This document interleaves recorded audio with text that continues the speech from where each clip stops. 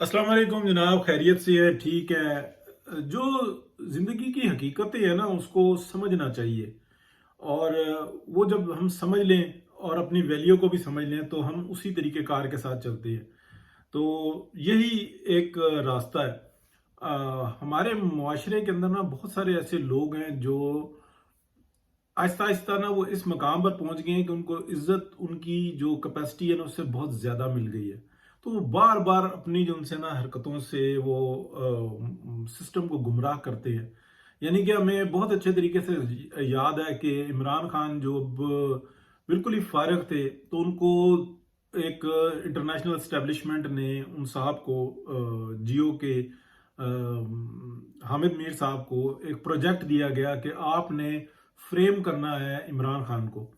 हफ्ते में चार चार प्रोग्राम होते थे कि इमरान खान जनाब कैपिटल टॉक में बैठे हुए होते थे और बता रहे होते थे कि ये ऐसे है, ये वैसे है, ये ऐसे है, वैसे है।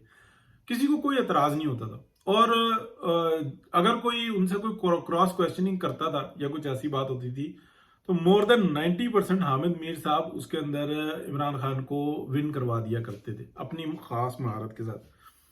फिर क्या हुआ कि ये अजाब जो उनसे ना मुसल्लत होना शुरू हो गया और फिर बताया कि देखो हमने इतना तो बड़ा कर दिया है। उसके बाद इस्टेब्लिशमेंट को ये मोहरा थमा दिया गया कि जनाब अब आप इसको जो है ना इस अजाब को पाकिस्तान के ऊपर मुसल्लत करें। ना अहलियत, ना कुछ, ना लेना ना देना, सो ऐब, सौ तमाशे, सौ स्कैंडल्स, कोई कारकर्दगी नहीं, सिफर बटा सिफर। उनके प्रोजेक्ट्स भी दूसरे चला रहे होते थे लेकिन उन प्रोजेक्ट्स में से लूट मार ये खुद कर रहे होते थे। पैसा इनकी पॉकेट्स में जा रहा होता था। हविस इतनी है कि ये किसी के एहसान को नहीं मानते और किसी के किए हुए काम का कभी को कभी के अप्रिशिएट नहीं करते। हर अच्छी चीज की जिम्मेदारी खुद ले लेते हैं या उसका अवार्ड खुद ले लेते हैं और किसी भी बुरे काम को जनाब दूसरे के ऊपर थोप देते हैं। इमरान खान साहब की मैं बात कर रहा हूँ।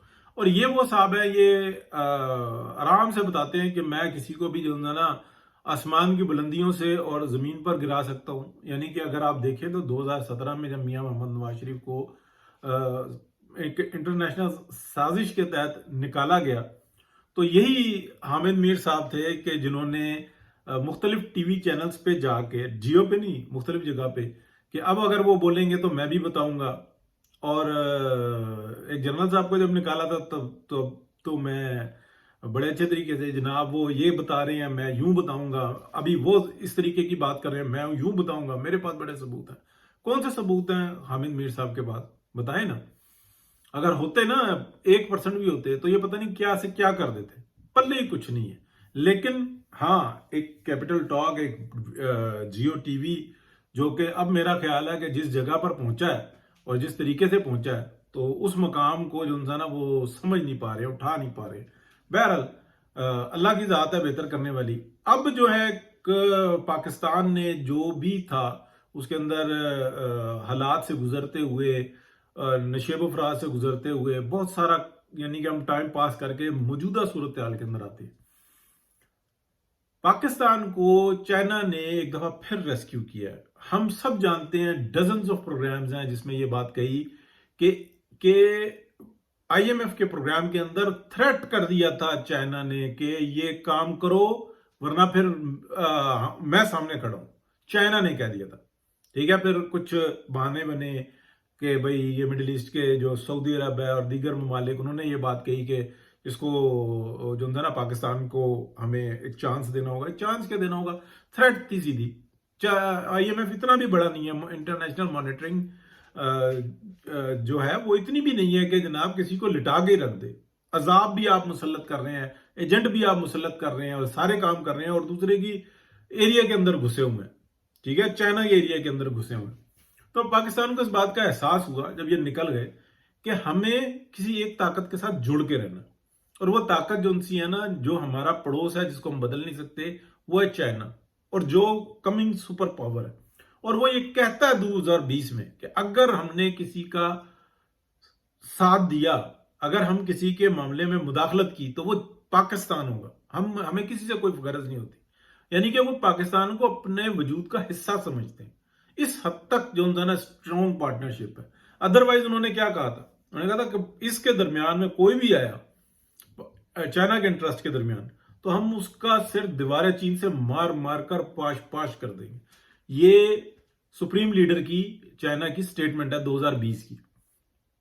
اب پاکستان کو احساس ہوا, کچھ پاکستان کی اسٹیبلشمنٹ کو احساس ہوا, جو الیکشن میں ہونا تھا 8 فروری کے 2024 کے وہ ہو گیا. پاکستان کو سیدھے ڈگر پہ ڈالنے کے لیے بہت سارے کڑوے گھونٹ پینے پڑے, اور ایسے لوگوں نے پیے کہ جو انہوں نے ساری زندگی جو ان سے نا کبھی 19-20 بھی نہیں کی.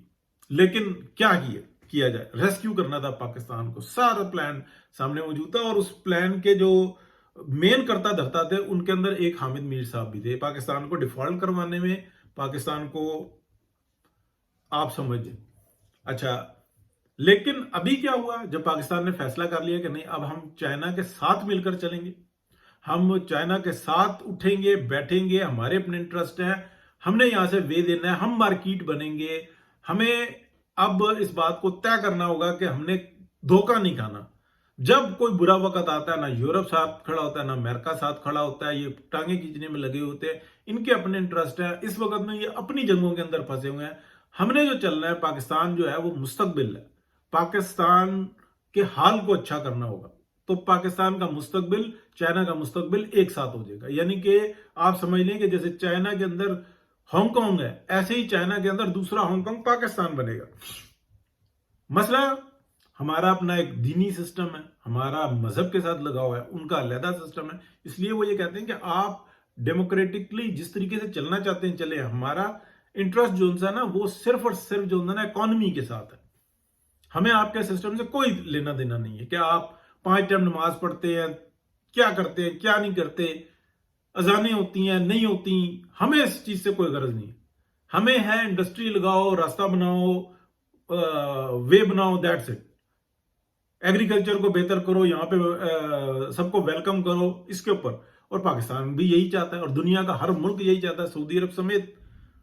تو اس وقت میں کون کھڑا ہوا ہے؟ یہ حامد میر صاحب اپنے, یعنی کہ کسی دوسرے چینل نے بھی اس چیز کو گوارا نہیں کیا, تو انہوں نے اپنے جو کیا کہتے ہیں کریٹ کیا ہوا ایک ان کا ولاگ چینل ہے, اس کے اوپر یہ درفتنی چھوڑی کہ جناب جو کچھ کیا ہے پاکستان کے اپنے پائلٹس نے, اور جناب اپنی ٹیکنالوجی, اور چائنا کو ہم جناب یوں کر رہے ہیں.